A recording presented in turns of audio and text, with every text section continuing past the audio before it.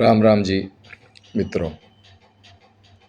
अब हम भगवत गीता अध्याय 18 के श्लोक 22 में प्रवेश कर रहे हैं। इसके पूर्व श्लोक इसके पूर्व के जो श्लोक हैं उसमें हमने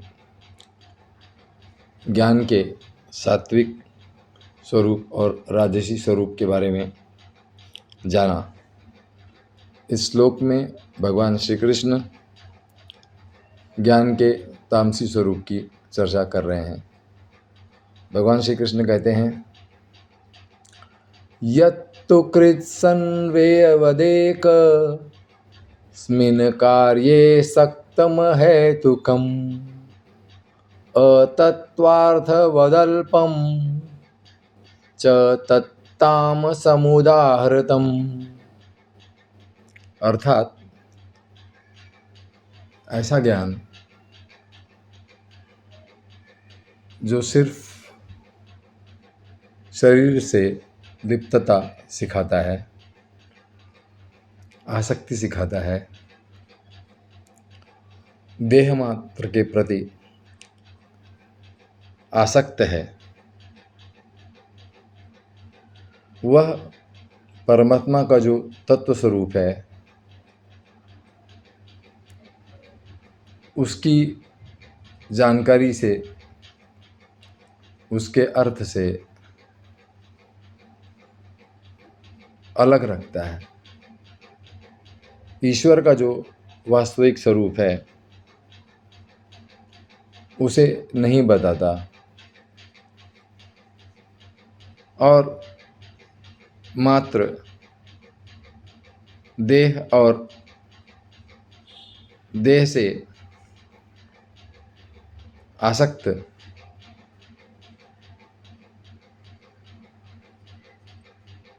लोभ, मोह, काम, वासना के बारे में ज्ञान देता है। ऐसा ज्ञान तामसी ज्ञान कहा गया है।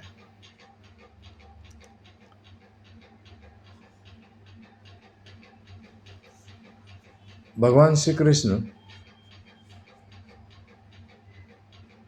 जैसा कि सांख्य योग के बारे में बताया गया, ये सांख्य योग संख्याओं का विश्लेषण करता है।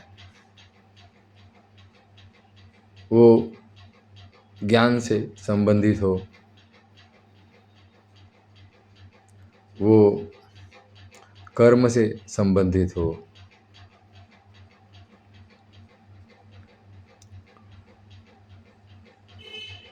उसके जो प्रकार हैं कर्म के, ज्ञान के,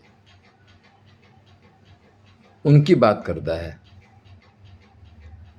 और इसीलिए उसे सांख्य योग कहा जाता है।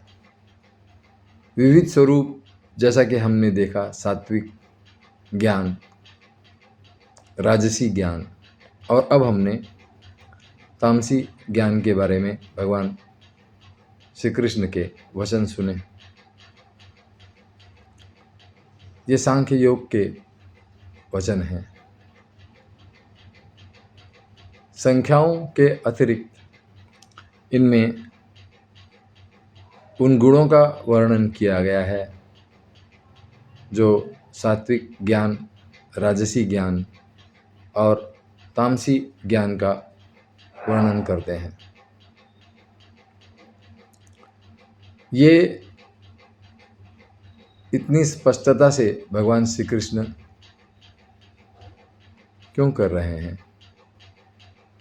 इसका कारण है कि मानव समाज और आध्यात्म में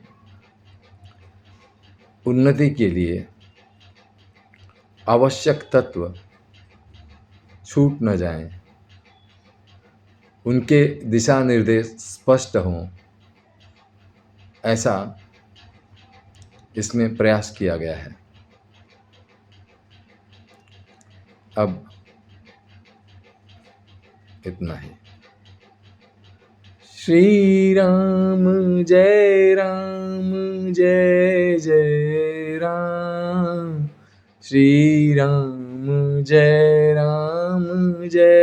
जय